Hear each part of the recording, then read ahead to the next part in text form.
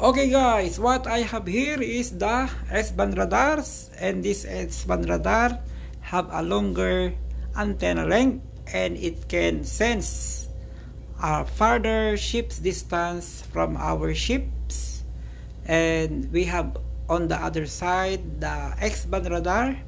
It has a shorter length antenna and it can scan the ship's distance at a shorter range. So as you can see here, this X-band radar have their own magnetron inside. Also, this S-band radar has also a magnetron inside. So when was the time to be replaced the magnetron?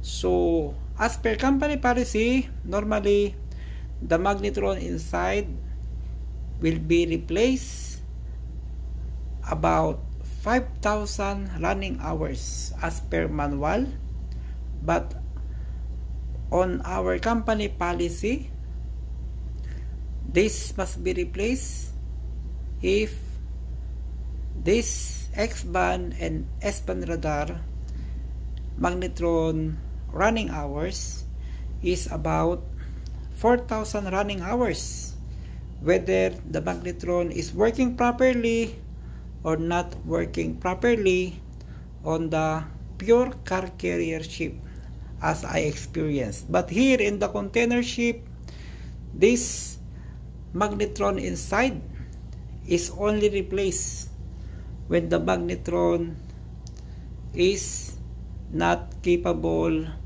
to have an echo on it. So in this reels or in this video, I'm going to show you how to do tests so we can guess if the magnetron are need to be replaced by doing some tests on it. We have to show how to perform first the self-test, and then the second is the echo or PM or known as performance monitoring test, and the third one is the TT test. On that testing, you will know if your magnetron must need to be replaced. So let's go down and I'm going to show you how to do those tests. As ETO electrician, ETR, you must know this one. So we are going to proceed first on our S-band radar. You must need to press the standby.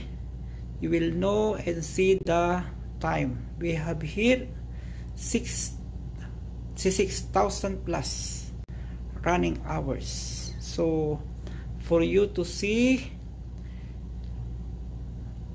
the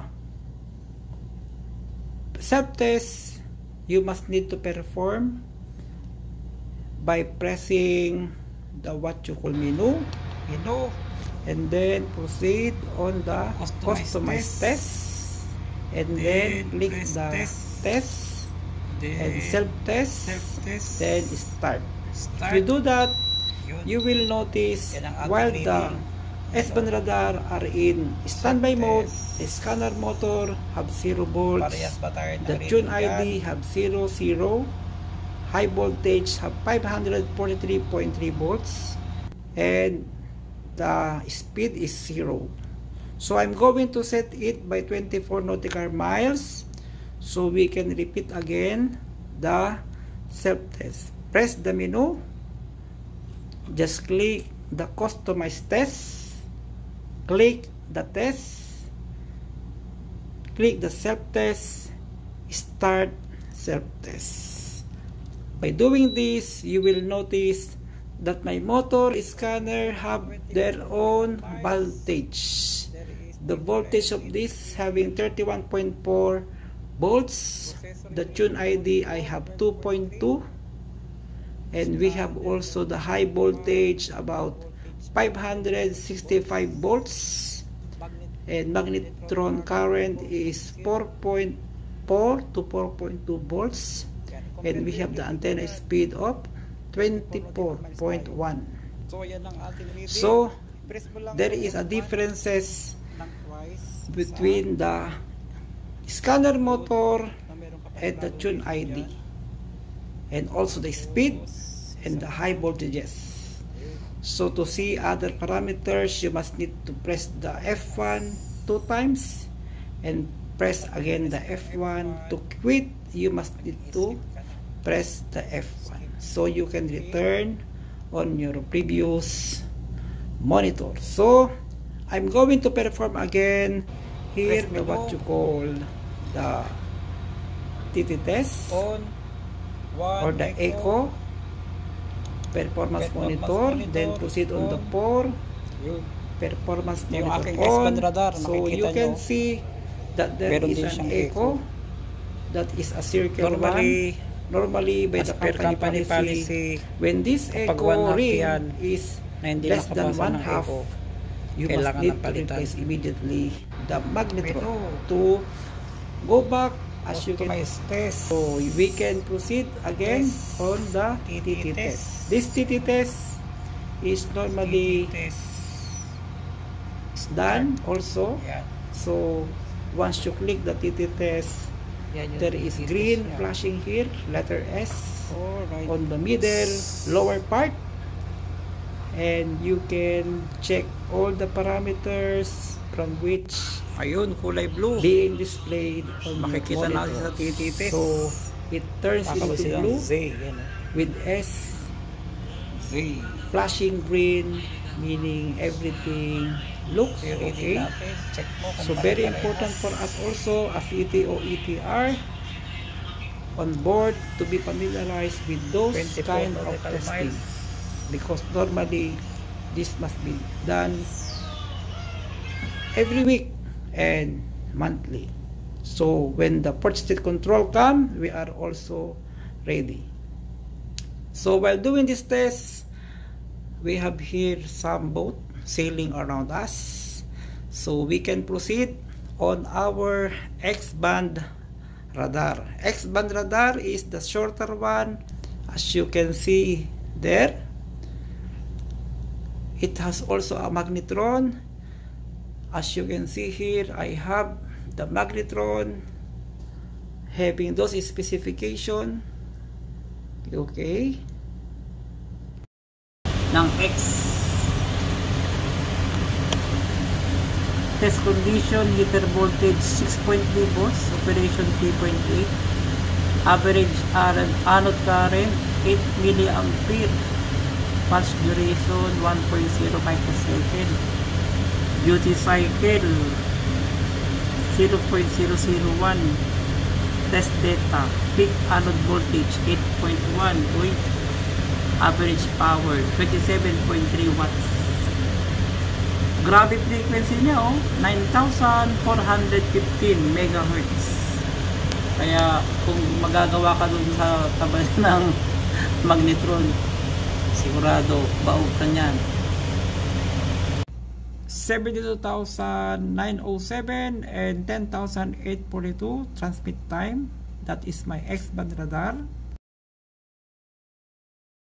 You can also proceed on the menu to perform the echo or the performance monitor. Just click the on, and then as you can find and see there, this X-band radar have their own echo. So I begin to press again the menu, go on the echo, proceed on 4 PM on, and then once you click the on, the echo of your X-band radar will be seen like this. So this perform at 24 nautical miles, and as you can see here, I have at least 1/2 clear. So this is other things that you must need to be considered. We must take note before replacing a magnetron. You must need to perform those tests, the self-test, the TT test, and the echo or performance monitor test. Remember, in changing a magnetron as per reference books as stated in Furuno. You must change it within 5,000 running hours. And as per company policy on a car carrier ship, I have experience with it. Whether it is working good or not, you must need to replace the magnetron every 4,000 running hours. On other container ship, they replace the S-band magnetron after 7,000 running hours, and X-band radar replaced after 4,000 running hours.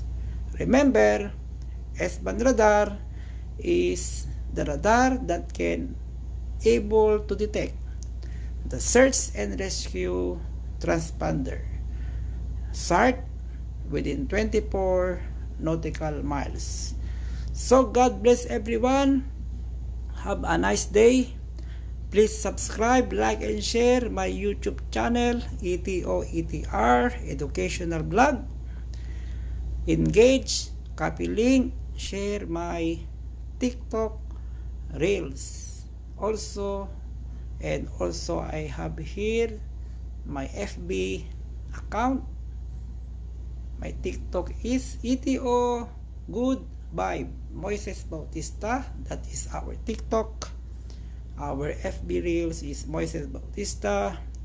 Please support my ETO/ETR Educational Blog for me to motivate do more technical videos so I can say and share with you my experiences while I'm working on board ship.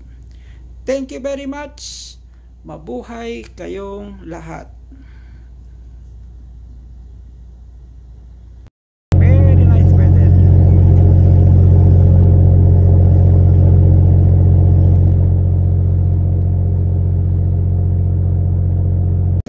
Welcome to Tanger Med, Morocco. As you can see, there is a very nice view with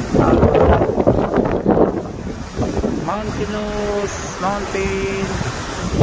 There is also port facilities. There is wind power energy. As you can see, there is a lot of ships that is navigating. So we have here a very nice weather.